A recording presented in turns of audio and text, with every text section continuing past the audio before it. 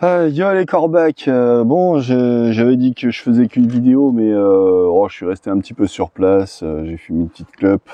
Non et puis voilà, comme c'est vrai que comme j'ai pas la grande forme, là, je suis pas sûr de réussir à enregistrer ce que j'ai envie de dire. Enfin bref, vous connaissez Cassandre? Donc c'était pendant la guerre de Troie, hein, le récit légendaire de Homère, dans l'Iliade et l'Odyssée, voilà l'histoire d'Ulysse, tout ça. Cassandre en fait, c'était comment dire, elle était alors je me rappelle plus les noms du nom de son père et tout ça, enfin bref. En gros, son histoire, c'est que elle avait reçu le don de divination de la part du dieu Apollon, qui était tombé amoureux d'elle. Mais ce qu'il y a, c'est que comme elle avait refusé ses avances, alors bon, elle s'est un petit peu jouée de lui, hein. Donc elle a refusé ses avances après avoir reçu son petit cadeau. Et si bien que il lui a bien donné le don de la divination, mais il lui a retiré celui de la persuasion. Si bien que en fait, elle connaissait l'avenir, elle savait les noirs desseins que lui réservait le futur. Mais quoi qu'elle puisse dire, en fait, on la croyait pas. Voilà.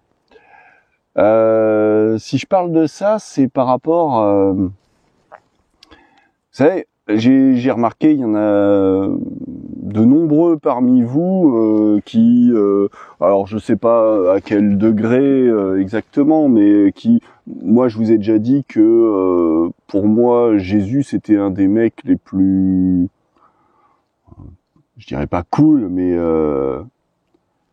une des personnalités dans l'histoire qui aura été les plus marquantes et, à raison, un des mecs les plus altruistes, généreux qu'on puisse envisager. Et que pour moi, c'est une sorte de modèle à suivre, hein. Je dis pas forcément dans tous les aspects de sa vie, mais voilà, disons que sans que je sois chrétien, je me revendique absolument pas comme chrétien. Malgré tout, voilà, pour moi, je le considère comme un pote, comme le pote que j'aurais voulu avoir quelque part, vous voyez. Disons que c'est un modèle à suivre, un exemple, et que en ça, voilà, je me dis je vois pas de mal à être admiratif du bonhomme, mais moi, je le considère comme un homme. Pas comme le fils de Dieu réincarné ou je sais pas quoi. Enfin, ouais, toutes ces histoires, voilà. Pour moi, c'est de la légende. Hein. C'est pas ce que je trouve important dans l'histoire. Donc voilà, je veux offenser personne en disant ça, parce que voilà, vous voyez bien, on est du même côté, j'ai envie de dire, hein, parce que bon, je dis ça, c'est que il m'a semblé, voilà, qu'il y en avait quand même de nombreux parmi vous qui me faisaient référence à Jésus, à Dieu. Moi, je prends parce que voilà, je veux dire, je me sens pas insulté d'être rapproché de la communauté. Voilà, il faudrait que je vous raconte un de ces quatre ce que j'ai tenté de faire pour la communauté chrétienne de Vito et que ça s'est pas passé comme je l'envisageais. J'ai été blasé. Enfin bon bref, ouais, je vous dirai ça une prochaine fois.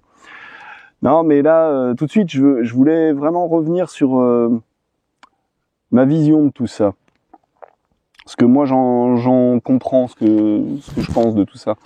C'est-à-dire que pour moi, oui, voilà, comme je disais, Jésus, c'est vraiment quelqu'un d'admirable dans l'histoire de l'humanité, comme il n'y en a pas eu beaucoup. Et alors, bien sûr que on va me dire oui, mais tout ça, c'est des légendes et tout ça. Et effectivement, moi, je le considère pas comme sans tout ce qui s'est raconté à son sujet. Les évangiles, je les prends pas comme parole d'évangile, justement, hein. C'est pas des trucs que je vais croire jusque dans les moindres détails. Bien au contraire. Comme je dis, pour moi, c'était pas un personnage divin, c'était un homme. Et c'est pour ça, c'est parce que ce n'était que un homme et pas Dieu incarné en homme sur terre. C'est parce que c'était que un homme et que malgré ça, il a eu l'influence qu'on lui connaît, qu'il a eu l'attitude exemplaire dont il a su faire preuve. C'est pour ça qu'il est tout particulièrement admirable. Le truc, c'est que les gens ont besoin de merveilleux, de mystique, d'ésotérique, et de croire en Dieu pour trouver du sens à la vie, et pour croire, pour croire, comme s'il fallait qu'il y ait quelque chose de plus, que c'était pas suffisant, qu'un homme soit capable de ça. Alors que c'est tout le contraire.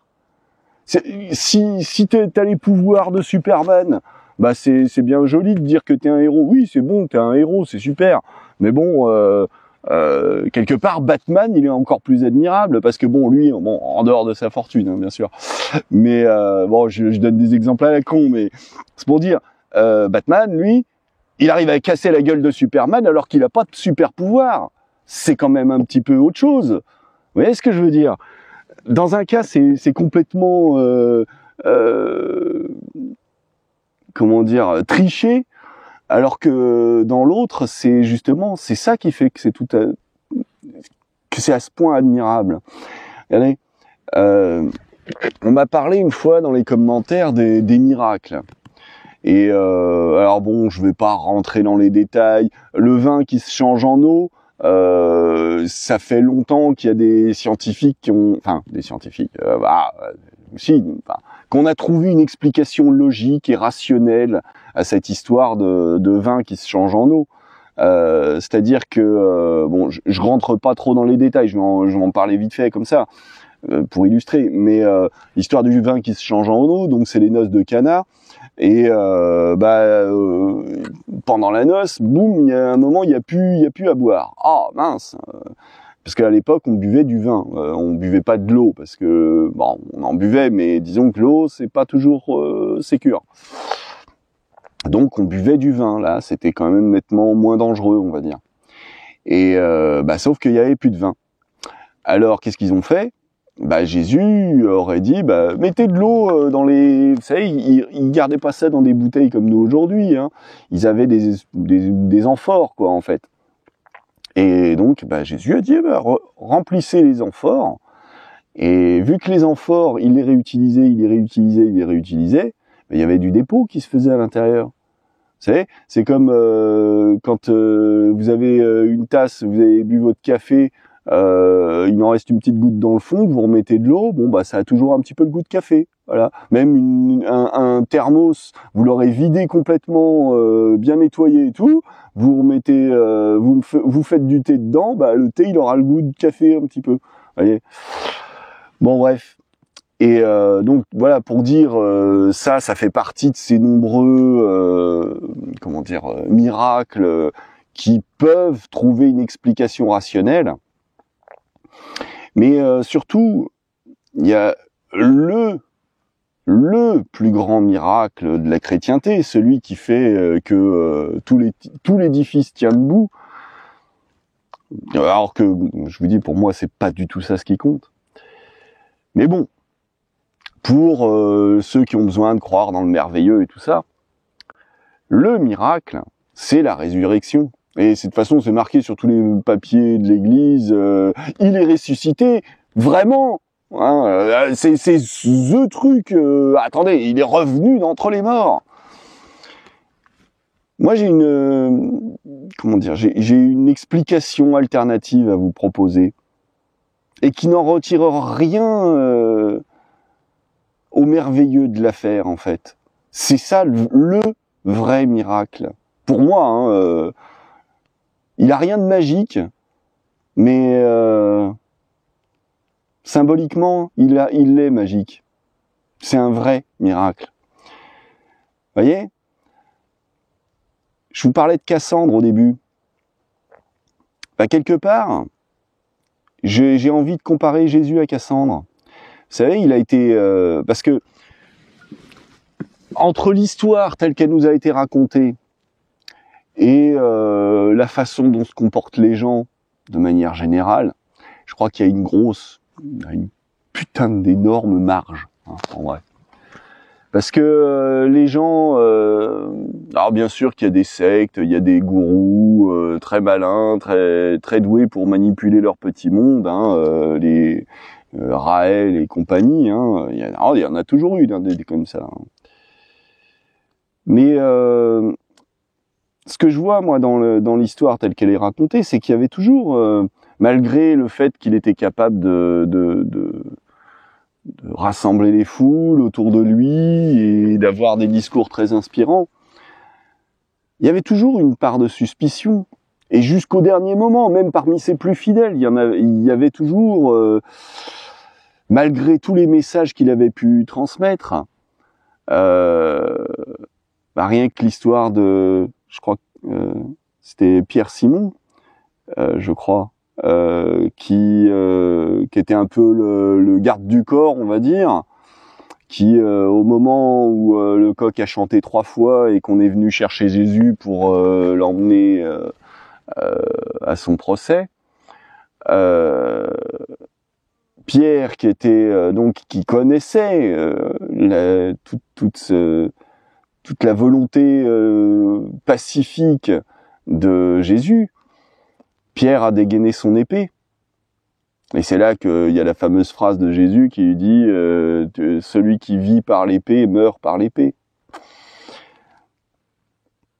Donc voilà, ce que je veux dire en rapprochant cette situation de Cassandre, c'est que, en fait, vous savez, c'est pareil. Moi, j'aime beaucoup la mythologie grecque aussi, hein, parce que tout ça, c'est des histoires qui sont censées nous faire comprendre des choses dans notre vie, des histoires philosophiques, j'ai envie de dire.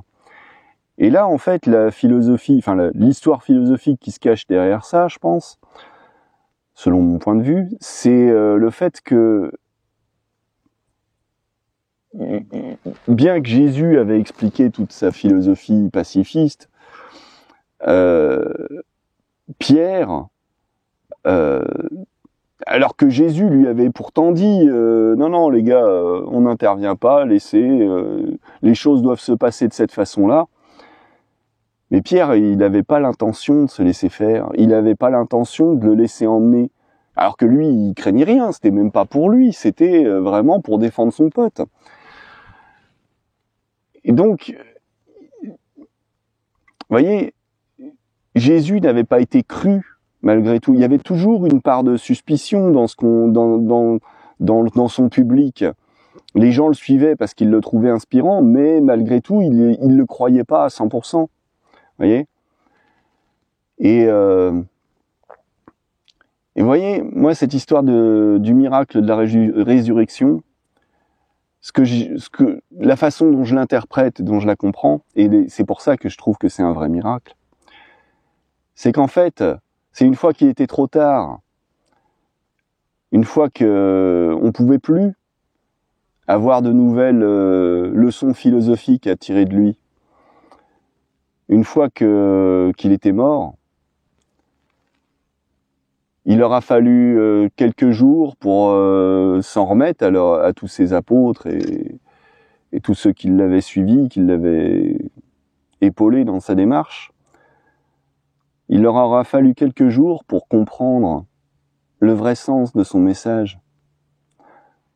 Et c'est à ce moment-là qu'ils l'ont senti vivre en eux. Vous voyez ? Donc c'est ça la résurrection. Pour moi, hein, c'est comme ça que moi je l'interprète. C'est le fait à un moment, ils ont fini par le faire revivre en perpétuant sa mémoire. Donc, et c'est le fait il leur aura fallu quelques jours, une fois que c'était trop tard, mais c'était trop tard oui et non, puisque malgré tout, le message, il est passé plus ou moins. Ah, bien sûr, avec toute l'imperfection humaine qui fait que non, tout le monde ne vit pas selon cette volonté, et pas même l'Église. Moi, ça fait longtemps que je le dis, mais pour moi, l'Église a trahi, parce que quel besoin. Est-ce que Jésus, il a dit qu'il fallait vénérer sa sainte et chère maman comme si c'était une création divine? Est-ce que il a dit qu'il fallait toutes les restrictions de l'Église, genre bon, les moines, c'est Bernard de Clairvaux, c'est autre chose, mais je veux dire, on a largement déformé le sens originel de son message à cet homme-là. Et ça, c'est dramatique. Hein. Combien il y en a eu comme ça à travers l'histoire, dont on a transformé la parole pour lui faire dire ce qu'on avait envie de lui faire dire au moment où on a envie de lui faire dire. Tout ça pour bien arranger les ambitions de certains. Mais voilà. Pour moi, c'était ça ce que je voulais dire au sujet du miracle, des miracles, et en particulier de ce miracle de la résurrection.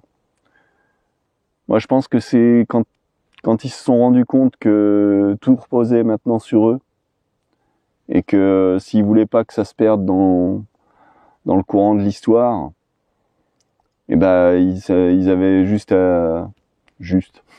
à se retrousser les manches et partir à travers le monde pour, sur cette pierre, bâtir une église. Alors voilà, ouais, je vous dis, moi je me sens pas chrétien parce que pour des tas de raisons. Je vous dis, tous ceux qui ont été qui ont eu des ambitions trop personnelles, qui ont voulu imposer leur point de vue aux autres,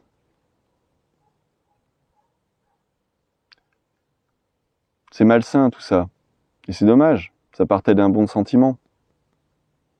C'est Bernard de Clairvaux, j'ai appris il y a pas longtemps que c'était de lui. Je l'ai appris hier ou avant-hier, je sais plus. Qui disait que c'était lui qui disait que l'enfer est une route pavée de bonnes intentions. C'est Bernard de Clairvaux, pour ceux qui savent pas, c'est lui qui a créé l'ordre monastique, en gros, hein, les règles monastiques. Alors je connais pas dans le détail, hein, je vous dis, je suis même pas chrétien, moi, je suis même pas baptisé. Non, moi je suis juste admiratif de certains hommes à travers l'histoire. Il y en a d'autres, hein, comme ça, hein, que j'aime beaucoup. Hein. Je vous ai déjà parlé de Socrate, je vous ai parlé de Diogène, de Confucius, Lao Tse. Il y a eu des hommes grands à travers l'histoire. Hein. Ouais. Mais putain, là, on aurait besoin. Hein. Je sais pas ce que vous en dites, vous, mais je trouve qu'en ce moment, on en aurait bien besoin. Parce que, dis donc, ça part en sucette, tout ça. Enfin, voilà. Bon, allez, tiens, puisque comme la vidéo est relativement courte, je vais vous raconter vite fait. L'année dernière, c'était fin 2023. Fin 2023, en fait, j'ai vu, parce que comme je vous avais dit, ma mère, elle était secrétaire de la paroisse, et donc moi, bah, parce que je suis pas spécialement hostile, hein, les curés, c'est pas mes potes, mais je leur veux pas de mal. Alors, au contraire, je dis même quelque part qu'on est un peu du même côté, même si j'ai des tas de griefs envers l'Église, tout ça, c'est envers une institution que j'ai des griefs, pas envers des hommes de bonne volonté, si tant est qu'ils soient de bonne volonté. Mais bon, je veux bien leur accorder le bénéfice du doute. Enfin bref. Et Et donc voilà, moi comme je suis du genre à facilement rendre service, j'aime bien, donc j'ai déjà participé plein de fois. Je vous avais déjà parlé de ça, du fait que j'avais déjà au moins 3 fois participé au déménagement des curés. Et puis quand il y avait besoin d'un coup de main, que ce soit en informatique, que ce soit bref X ou Y, voilà, on peut compter sur moi, je suis là. Donc j'ai déjà plusieurs fois rendu service et parce que j'ai bien conscience que l'Église elle a pas trop de sous, hein, que je veux pas rentrer dans les détails, mais disons que le budget de la paroisse, je connais pas les comptes, je connais pas les chiffres.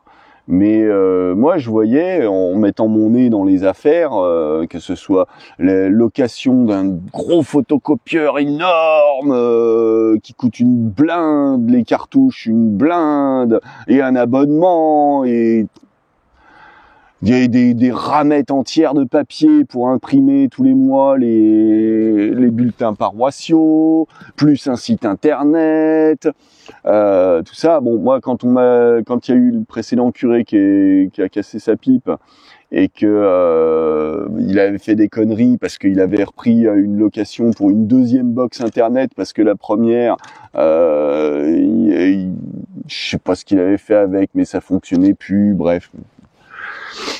Je l'ai réparé plusieurs fois et puis bon, au bout d'un moment, il m'a saoulé aussi. Tout ça parce que monsieur, il voulait voir le sport à la télé pendant les Jeux Olympiques. Alors il a pris en urgence une deuxième box internet. Super mec, merci de nous laisser ça sur les bras.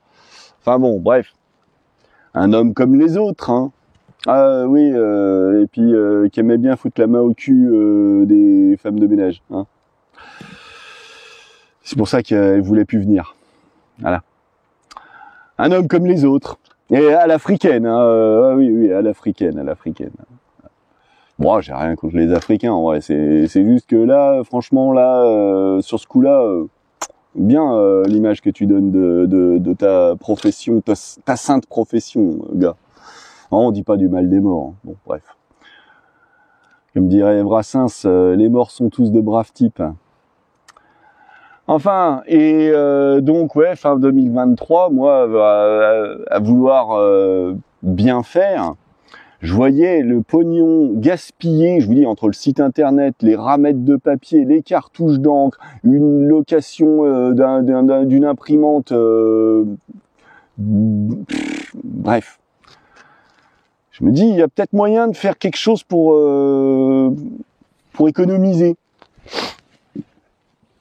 Donc en fait, je me suis renseigné et j'ai vu que il existait, parce que je me suis dit, mais attends, après tout, est-ce qu'on pourrait pas passer à quelque chose d'un peu plus moderne?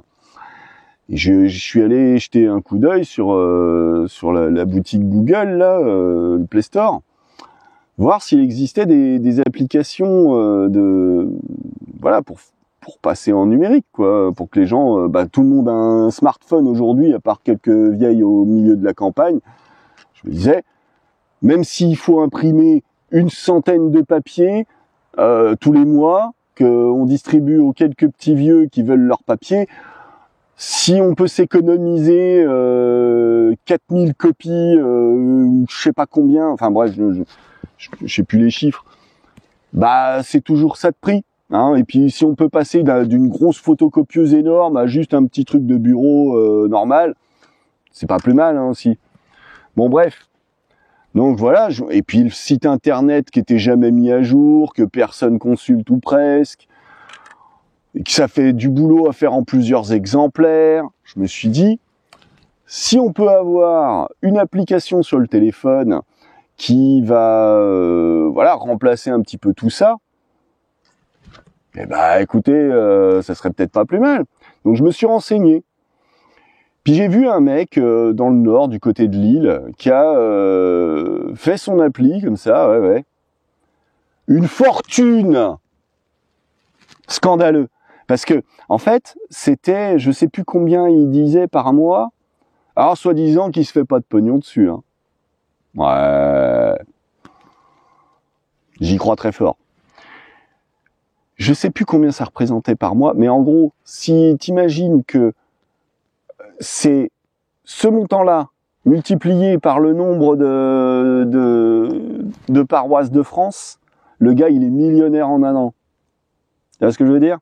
Alors bien sûr, oui, il faut déduire les frais de fonctionnement, tout ça. Oui, bien sûr, il y a du boulot à faire, hein, je dis pas.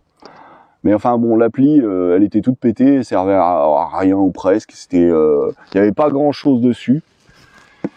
Alors moi, je me suis dit, bon, ben attends, mais là, j'ai pris mes renseignements, j'ai vu combien ça coûtait, tout ça. Oui, je vous rappellerai. Et puis, ah oui, j'oubliais. Oui, mais non, mais il y a moyen de facilité de paiement. Et puis on peut s'arranger si vous êtes une petite paroisse. Des plus grosses paroisses peuvent payer pour les plus petites. Ouais, ok.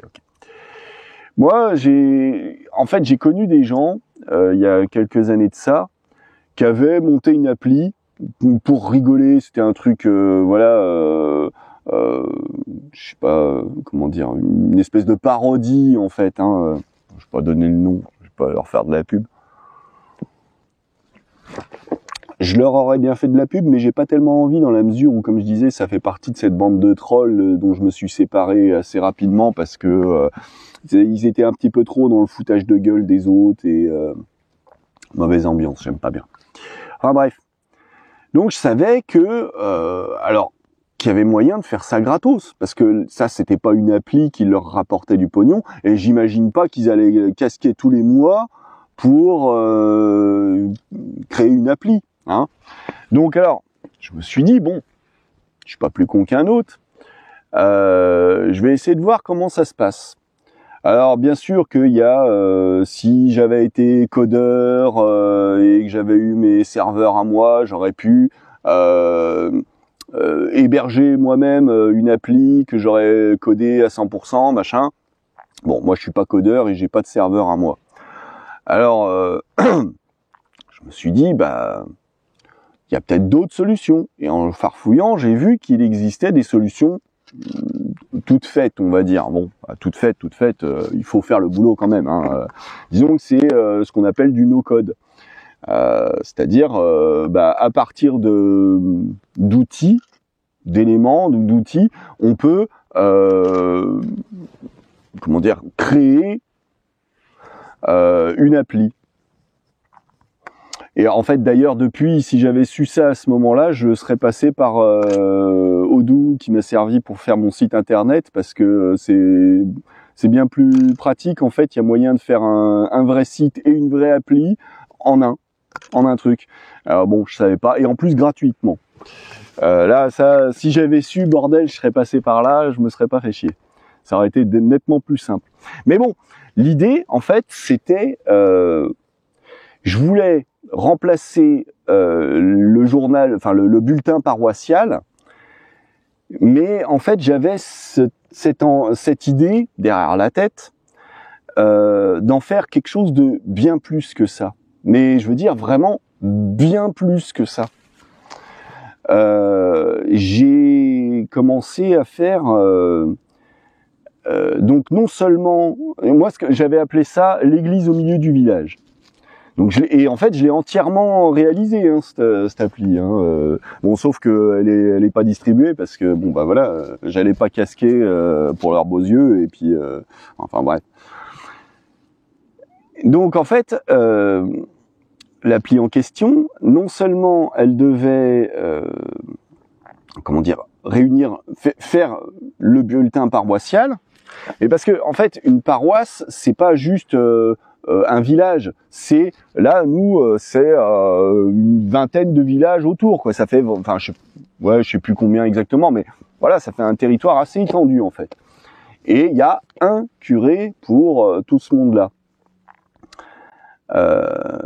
Et donc, le truc, c'est que je me suis dit, mais en fait, l'église à la base, si j'ai appelé ça l'église au milieu d'un village, c'est parce que c'est cette expression qui veut dire, enfin, qui parle de rassemblement finalement, quelque part, l'église, c'est censé être un lieu de rassemblement, c'est censé être non plus qu'un lieu, c'est censé être une communauté. Et même sans aller à l'église, on fait partie de la paroisse. Et donc moi, mon idée, c'était, partant de cette idée-là, faire un outil qui s'étende au-delà de simplement l'église et les paroissiens. Vraiment faire en sorte d'inclure les non-chrétiens dans cette appli. Faire, au lieu de non, nous on est les uns, il y a les athées, les catholiques. Non, pourquoi? Je veux dire, parce que il existe une appli locale là, mais en fait c'est de la pub pour les magasins, pour les artisans, pour tout ceci, pour cela. Tu trouves aucun renseignement sur les églises, par exemple. Donc comme si l'église n'avait pas, comme si les chrétiens n'avaient pas leur place au milieu de, je veux dire, comme s'ils faisaient pas partie du territoire. Ben moi je suis désolé, mais je suis pas d'accord. C'est ce genre de démarche ségrégationniste comme ça, moi je suis pas d'accord. Que ce soit dans un sens, que ce soit dans l'autre. Donc moi je voulais justement créer un outil qui permette de recréer du lien. Et alors, je me suis dit, de quoi on a besoin sur un territoire comme celui-là? On a besoin effectivement de connaître les noms des commerçants, donc les joindre, leurs horaires, tout ce genre de trucs. Des commerçants, des artisans, des professionnels en tout genre. De connaître un petit peu aussi des trucs tout bêtes comme les services, les horaires d'ouverture de la mairie, tout ce genre de trucs. Mais je me disais, on peut aller beaucoup plus loin encore. Parce que vous savez, je vous ai parlé de cette petite chapelle là, auprès de laquelle je vais souvent tourner mes vidéos. Et vous voyez, dans les campagnes, il y a tout un tas de patrimoine comme ça qui part en décrépitude, qui est et puis qui est laissé plus ou moins à l'abandon. Alors là, bon, l'autre fois j'ai eu l'agréable surprise de voir qu'ils ont changé les tuiles, mais sinon dans l'ensemble, il y a plein de choses comme ça il y a dans le village, il y a une des anciennes tours de fortification dont la toiture est en train de s'écrouler. Il y a tout un tas de choses comme ça qui pourraient faire l'objet de, je sais pas, organiser une kermesse, des événements pour rassembler un petit peu tout le monde autour d'un lieu qui soit un peu symbolique et patrimonial, pour en faire l'occasion, l'objet d'une quête, pour essayer, et puis ne serait-ce que bouger les mentalités, faire en sorte que les gens se sentent concernés par ce patrimoine local et qu'ils aient envie de le préserver, de le sauver. Ce genre de choses. Et puis je me disais, cette appli, elle aurait pu aussi servir pour, vous savez, moi qui aime bien marcher, des fois, quand je suis dans mes randos, combien de fois, moi, ça m'est arrivé de me retrouver interdit de passer parce que, interdit plus ou moins. Si, ça m'est déjà arrivé une fois qu'on me dise « Non, tu dégages, toi ». Bon, j'ai fait ma tête de con 5 minutes et puis bon, j'ai tracé la route parce que bon, c'est pas la peine d'énerver une cinquantaine de connards avec leurs fusils. Et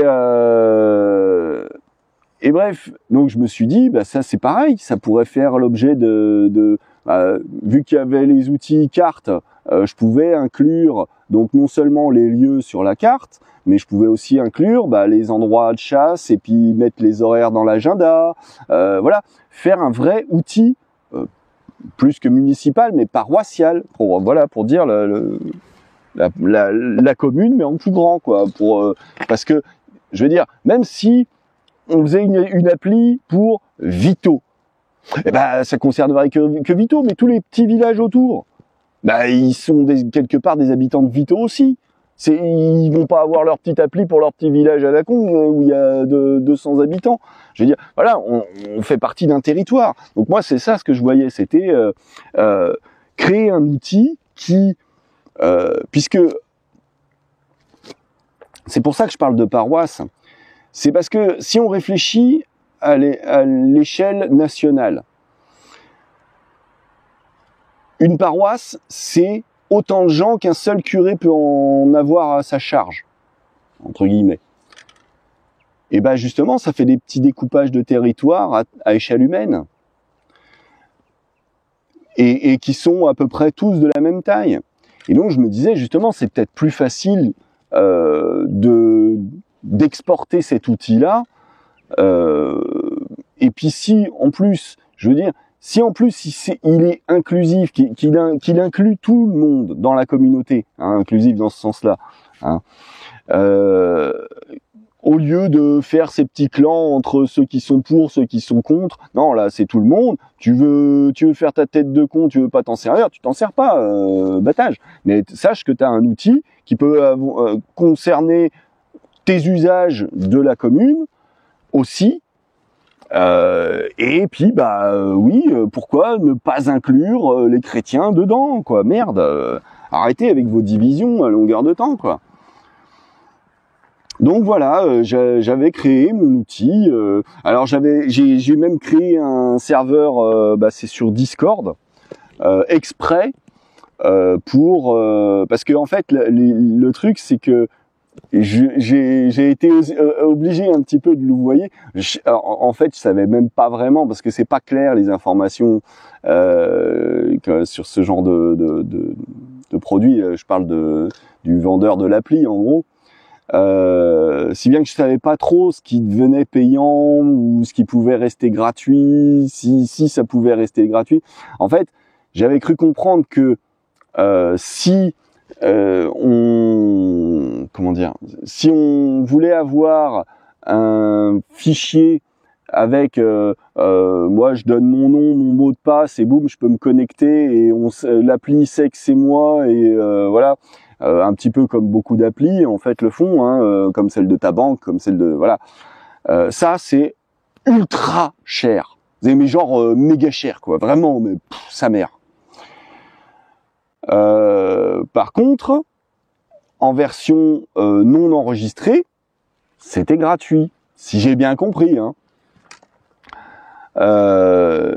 Donc je me suis dit, moi je voulais qu'il y ait possibilité d'échange. Vous voyez, comme je voulais qu'il puisse y avoir pour financer l'appli et puis pour me financer moi aussi. Hein, je voulais qu'il puisse y avoir, par exemple, des petites annonces, mais en très local. Vous voyez, ou qu'il puisse y avoir. J'avais inventé tout un tas de trucs qui pouvaient localement être utiles et recréer du lien social entre les gens. Hein. Peu importe la catégorie socio-professionnelle, l'âge, que ça puisse servir un peu à tout le monde. Et donc j'avais imaginé tout un tas de petits outils qui pourraient servir à un peu tout le monde. Et donc pour garder ce côté on peut rentrer en contact en direct entre usagers sans avoir à passer par l'appli et donc le modérateur, merde, comment on dit, celui qui gère l'appli, enfin bref, peu importe. Et puis ensuite que ça soit lui qui fasse la transition, trop compliqué, trop chronophage.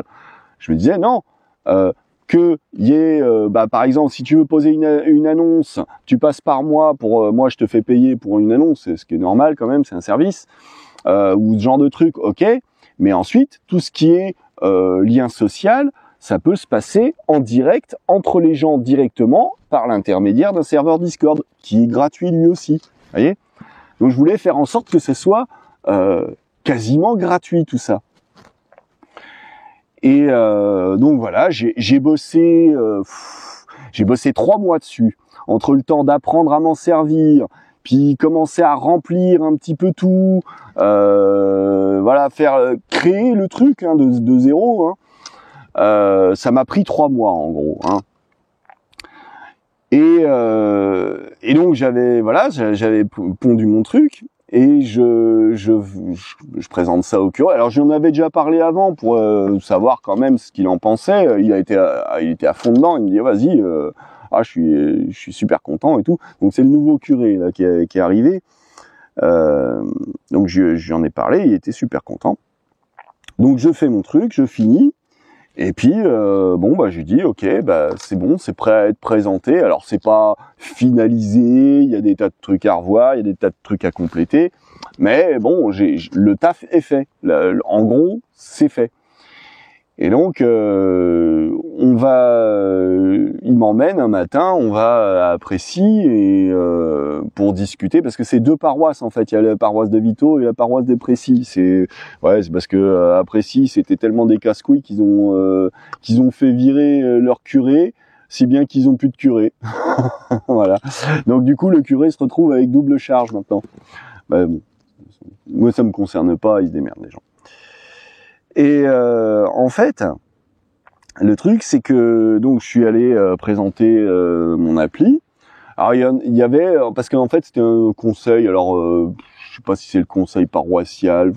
Bref, il y avait divers représentants de la paroisse qui étaient là, enfin des deux paroisses qui étaient là, et je leur ai exposé mon projet.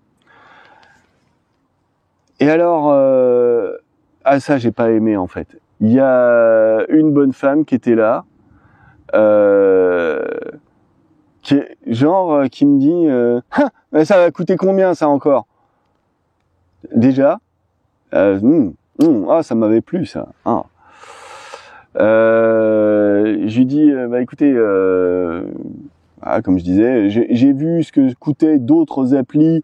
Là il se trouve que celle-là elle sera pas gratuite parce que si vous voulez que je vous rentre les infos moi-même ou si vous voulez je vous donne les codes et vous les rentrez vous-même, mais si vous voulez que je rentre les infos moi-même, faudrait peut-être me payer pour ça parce que bon je veux bien être bénévole de temps en temps mais peut-être pas non plus toute la vie. De plus, j'ai quand même travaillé 3 mois gratuitement pour faire tout ce merdier, donc ne serait-ce que pour ça, ça serait peut-être bien d'envisager aussi de me payer. Enfin bon, voilà, c'était pas une question de sous non plus, hein, comme je disais. J'étais même prêt à leur donner gratos le truc. Enfin, leur donner l'accès gratos, bref. Et parce que en fait, dès le départ, elle était contre le fait que on passe au numérique et qu'on arrête la version papier et tout ça. Je dis mais il n'est pas question de totalement arrêter la version papier. S'il y a des gens qui veulent continuer de l'avoir, on peut en imprimer, mais moins. Passer à une autre imprimante moins gourmande. Ça sera toujours ça comme économie. Je crois savoir que la paroisse va très bien. Mais si, la paroisse va très bien. Ah ouais? Alors qu'en fait, non, mais c'est juste qu'elle en savait rien. C'était juste histoire de faire sa tête de con et m'emmerder, quoi. Voilà. Ce genre, c'était en fait elle et d'autres comme ça qu'on fait virer le précédent curé, hein, si j'ai bien compris, hein, leur curé à eux, parce que ils l'ont accusé d'avoir piqué dans la caisse ou je sais pas quoi. Bref, des braves gens, quoi. Et enfin bon, bref, donc moi entre elles, ils étaient 2-3 comme ça à être dans la suspicion et tout. Moi ça m'a gonflé. J'aurais dit bon écoutez, désolé du dérangement les gens, continuez comme vous faites, changez rien surtout, tout va très bien Madame la Marquise. Non, parce que en fait, ce qu'il y a c'est que à vouloir se comporter de cette façon. Ce qu'ils sont en train de faire, c'est que ils dégoûtent tout le monde de vouloir s'impliquer. En fait, il n'y a plus que des vieux et très vieux qui sont responsables des divers trucs de la paroisse. Enfin bref, il n'y a plus de jeunes. Pourquoi? Peut-être que en utilisant une appli, ça aurait peut-être pu inciter d'autres gens à s'y intéresser. Éventuellement. Au lieu de distribuer des tonnes de paplards que personne ne lit jamais, qui finissent direct dans le feu, ou à la poubelle. Voilà. ce que je leur ai dit ce jour-là. Et enfin bon, voilà, moi ils m'ont bien blasé, et puis bah du coup j'ai laissé tomber parce que s'il y avait plus le bulletin paroissial pour comme produit d'appel, je dirais, ça servait plus à rien mon histoire. Donc voilà. Puis qu'est-ce que j'oublie? Si j'oublie un détail ou deux. Ouais, comme je disais, le truc c'est que en fait, ce genre d'attitude, c'est finalement c'est la mort annoncée de l'Église. C'est ce que je sais plus si je leur ai dit à eux, mais enfin je l'ai dit au curé, puis je l'ai dit à ma mère. C'est la mort annoncée de l'Église, parce que le jour où ils seront plus là, parce que d'année en année, il y en a de moins en moins, parce que forcément les vieux ça meurt, ou c'est trop fatigué, trop malade, et puis ça arrête. Et du coup il y en a de moins en moins. Et du coup il y a plus personne qui vient à l'église pour la messe et compagnie. Surtout avec le curé qu'il y a maintenant, celui qui pourtant était vachement OP pour mon histoire. Lui, il s'est à l'africaine aussi, mais lui c'est dans un autre style. Lui, c'est plus le côté prendre tout le monde pour ses larbins. Et sauf que ça, les gens ils aiment pas. Donc déjà qu'il y avait plus grand monde pour s'occuper de l'église, qu'il y avait plus grand monde pour aller à l'église. Avec le curé précédent, enfin celui d'encore avant, il y avait du monde, parce que lui il avait une verve, il avait une façon de faire les choses que les gens aimaient bien. Bon, quand il est parti, qu'il a été remplacé par l'autre là, dont je disais à l'africaine, le premier des deux. Alors que le premier des trois dont je parle, là, lui, il était africain aussi, mais burkinabé même. Mais bon, c'était autre ambiance, même s'il était un peu intégriste sur les bords, un peu beaucoup. Malgré tout, c'était quelqu'un d'assez suffisamment ouvert pour que les choses se passent bien. Mais là, le dernier en cours, là, alors que c'est pourtant son petit protégé un peu quelque part. Lui, il est trop intégriste déjà. Et puis il a des discours un peu belliqueux sur des tas de sujets. Ça passe pas dans la mentalité. Et puis non seulement ça, mais en plus, comme je dis, il prend tout le monde pour ses larbins, si bien qu'en fait, il y a ma mère qui a arrêté d'être la secrétaire. Il y a les uns, les autres, ils arrêtent de faire ce qu'ils faisaient depuis des années pour l'église parce qu'ils en ont marre. Et voilà. C'est comme ça que l'église va disparaître. Est-ce que c'est un tort? Je sais pas. Quand on voit un petit peu que ça sert de refuge à bon nombre de pédophiles, par exemple. Bonjour. On peut se dire que c'est peut-être pas une si mauvaise chose. Mais bon, moi je trouve ça un peu triste quand même. Parce que c'est quand même 2000 ans de culture, malgré tout. C'est surtout qu'il y avait une mentalité. Parce que, je veux dire, comme je dis, faut pas confondre l'institution, le culte, et les gens. Parce que les gens, eux, s'ils sont attirés par ce genre d'idées, c'est parce que quelque part ils y voient une sorte d'idéal, une sorte de remède à la dureté de la vie,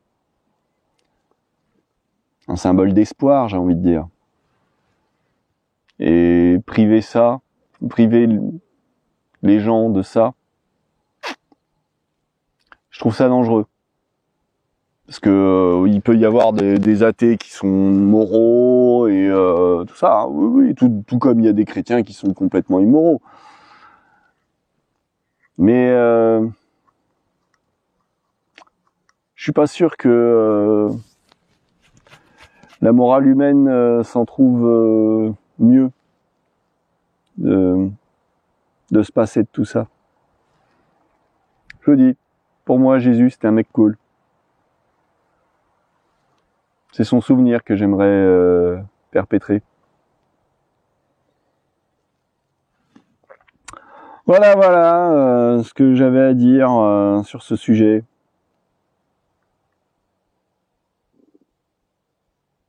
Bon, il y aurait certainement des tas d'autres choses à dire. Mais bon, je pense que c'est déjà... ça fait déjà une bonne vidéo, j'ai envie de dire. Allez, bah, je vous laisse là les gens. Je vous dis à bientôt. Ciao.